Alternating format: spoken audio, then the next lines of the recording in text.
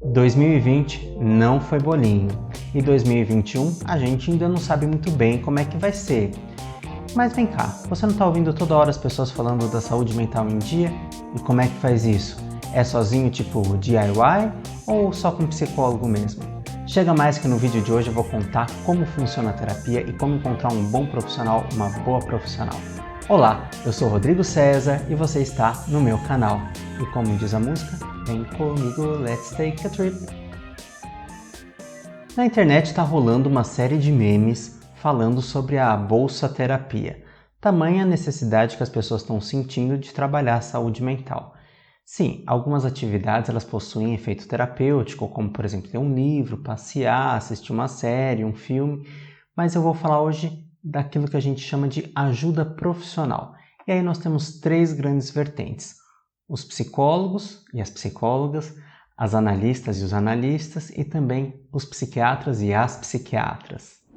Os psicólogos são formados em psicologia e são habilitados para fazer o atendimento psicológico, que inclui fazer o diagnóstico e também definir uma conduta terapêutica. Os psicólogos são os únicos que podem utilizar testes psicológicos. Os psiquiatras são formados em medicina e alguns deles podem ou não fazer o processo psicoterapêutico, mas nem todos fazem. Alguns trabalham somente com as medicações. Já os analistas podem ser psicólogos ou psiquiatras que fazem uma especialização em psicologia analítica ou psicanálise. Lembrando que algumas instituições de formação de especialização também permitem com que outros profissionais de nível superior, com formação em nível superior, também possam cursar a especialização em análise. Os psicólogos possuem uma linha de trabalho, ou seja, a metodologia de trabalho, que pode ser a psicologia analítica ou junguiana, a psicanálise, a terapia cognitivo-comportamental ou TCC, a gestalt terapia, fenomenologia, entre outras.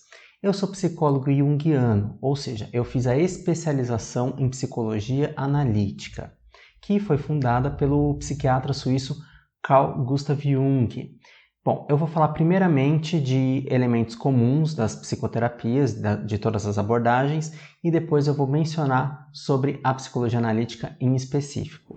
As pessoas chegam na terapia geralmente indicadas por algum profissional, ou até mesmo porque algum familiar ou algum conhecido, algum amigo deu um toque falando assim: olha, não seria interessante você procurar terapia? Também tem as pessoas que vêm porque estão sentindo alguma coisa estranha, uma tristeza, ansiedade, pânico, mas também tem aquelas que chegam para o autoconhecimento, ou seja, não tem nenhuma demanda específica relacionada a um sintoma. Nessa primeira consulta, o profissional ou a profissional vai ouvir o paciente, o motivo dele ter procurado os serviços de psicoterapia. E também ali vai conversar sobre várias coisas. Nessa primeira consulta, o profissional também vai avaliar se os serviços dele são os mais indicados para aquela demanda, para aquela queixa que a gente chama, né? Para o motivo que o paciente chegou até o profissional. De repente, o paciente tem uma demanda X e isso foge do escopo de trabalho. Por exemplo, o paciente precisa de orientação vocacional e o psicólogo ali não trabalha com orientação vocacional e pode então indicar para outro psicólogo realizar o atendimento. Bom, na primeira consulta ainda se combinam a frequência dos atendimentos psicológicos, se vai ser semanal, quinzenal, tem profissional que trabalha 2, 3 vezes por semana e também, a partir disso, o terapeuta, o psicólogo, vai estabelecer qual vai ser a conduta terapêutica de acordo com sua metodologia de trabalho.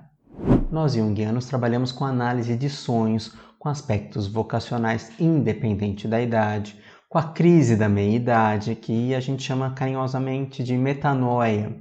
Nós pensamos muito nas questões vocacionais porque elas podem ressurgir também quando a pessoa está mais velha, porque a pessoa olha para trás e vê o que deixou para trás ou ainda não encontrou aquilo que gostaria de fazer. Isso a gente chama de vocação, ou de chamado, ou até mesmo de daimon.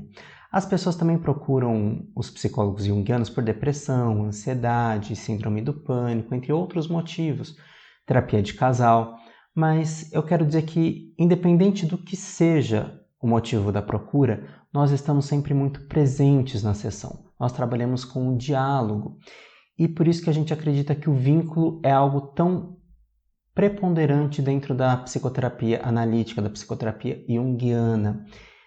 Bom, isso eu deixo como dica para você. Independente do profissional que você procurar, que você encontrar, que você tenha uma simpatia, que você curta estar ali.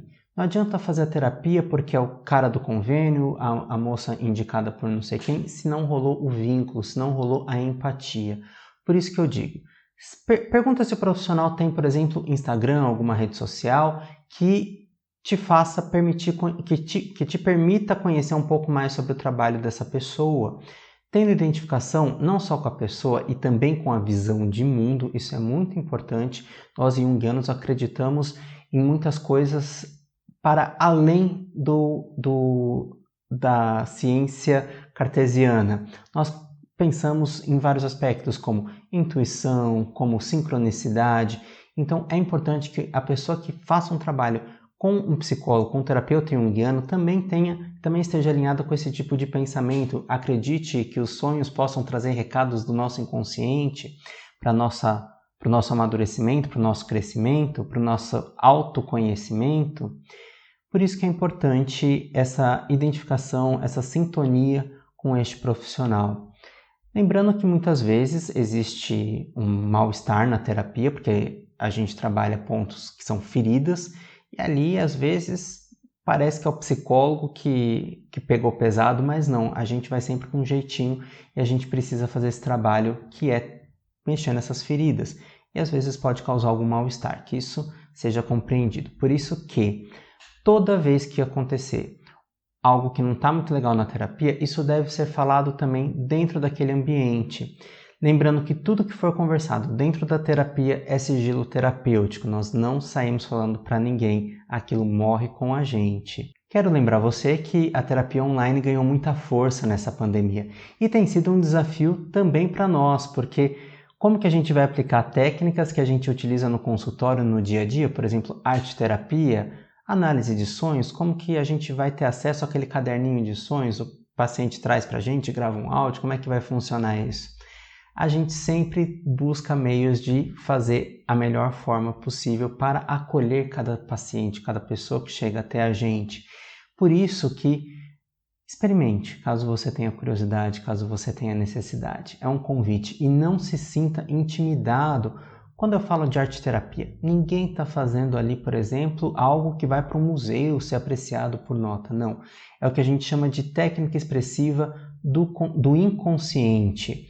São meios que a gente utiliza para chegar no autoconhecimento, trabalhar questões feridas do passado também, mas não tenha medo. Parece que a gente não vai dar conta, mas a gente dá. É muito gostoso, é muito prazeroso.